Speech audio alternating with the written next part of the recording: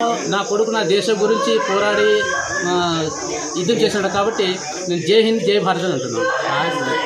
Duty పండేది 2022 సంవత్సరం November నెల. అతను 8వ 9వ తేదీ పోయినాడు. తారీఖు అంతా నాకు జ్ఞాపకం లేదు. ఆట నుండి పోయి అతను మహారాష్ట్ర నాసిక్లో ట్రైనింగ్ 6 నెలలు పనిచేసినాడు. ఆ తర్వాత నుంచి ట్రైనింగ్ అయిన తర్వాత అస్సాం సంవత్సరం డ్యూటీ చేసి వచ్చి మళ్ళీ ఇంటికి వచ్చిండా. ఇంటికి వచ్చి 10 దినాల నుండి మళ్ళీ ఆ సంవత్సరంలోనే జమ్మూ కాశ్మీర్ డ్యూటీకి పోతున్నానని చెప్పిండేనని మమ్మల్ని మా అమ్మ నాన్నకి నాకే నా భార్యకి చెప్పినాడు. ఆ తర్వాత మళ్ళీ మధ్యలో మనం 2 నెలల ముందు వచ్చిండా. మేము బొంబాయిలో ఉంటుంది. ఆడే ఒక 20 రోజులు ఉండి మళ్ళీ అక్కడే పంజాబ్లో నాకు డ్యూటీ ఇప్పుడు పెట్టినారు, ఆయన మార్చినారు. నేను పంజాబ్లో పోతానని పోయేసారు. ఇప్పుడు ప్రభుత్వానికి ఏం చెప్తాను?